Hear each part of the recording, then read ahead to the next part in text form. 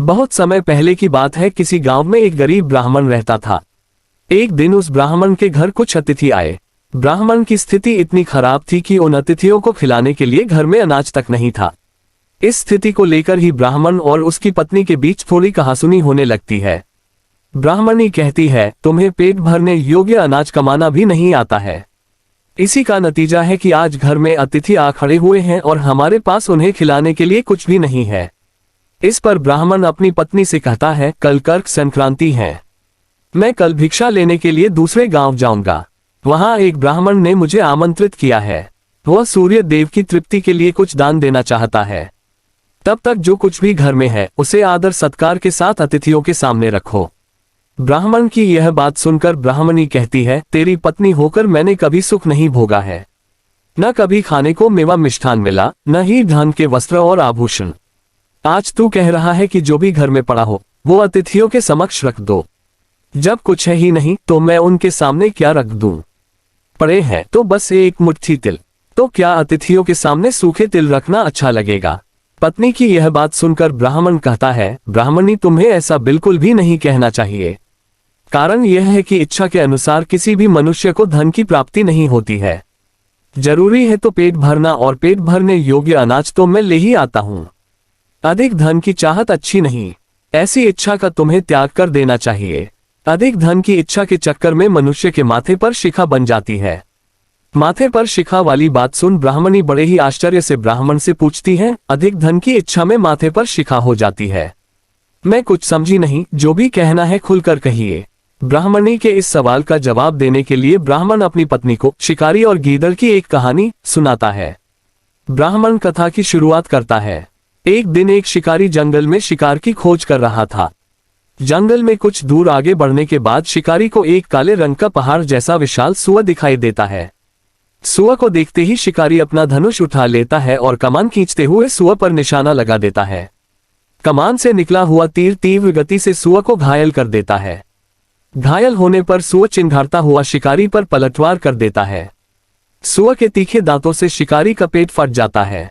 इस तरह शिकार और शिकारी दोनों का ही अंत हो जाता है। इसी बीच खाने की तलाश में भागता हुआ एक भूखा गीदड़ वहां से होकर गुजरता है जहां शिकारी और सूअर का शव पड़ा हुआ था। बिना मेहनत इतना सारा भोजन देख गीदड़ मन ही मन बहुत खुश होता है और मन ही मन सोचता है कि आज तो ईश्वर की बड़ी कृपा हुआ, जो इतना अच्छा और अधिक भोजन एक साथ मुझे मिला है। मैं इसे धीरे धीरे और आराम से खाऊंगा ताकि लंबे समय तक मैं इसे उपयोग में लाऊंगा। इस तरह मैं इस भोजन के साथ लंबे समय तक अपनी भूख को शांत रख पाऊंगा। इन सभी बातों पर विचार करते हुए गीदड़ सबसे पहले छोटी छोटी चीजों को खाना शुरू करता है। तभी उसे शिकारी के मृत शरीर के पास धनुष पड़ा दिखता है।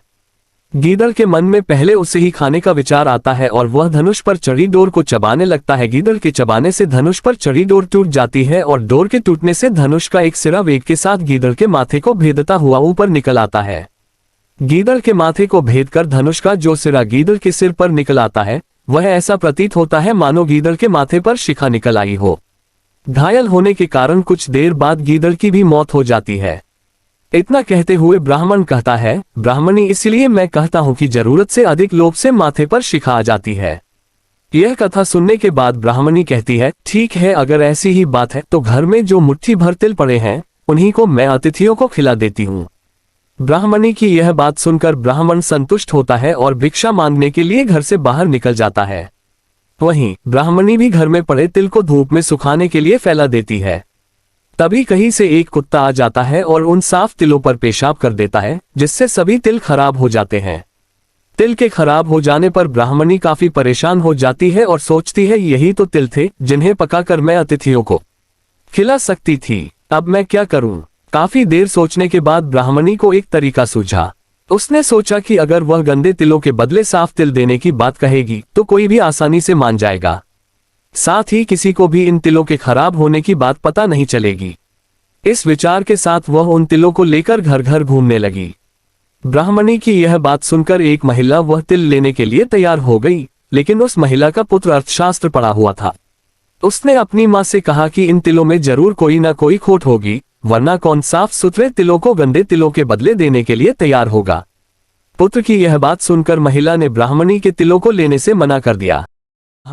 कृपया मेरे चैनल को लाइक और सब्सक्राइब करें और नए वीडियो अपडेट पाने के लिए घंटी आइकन पर क्लिक करें।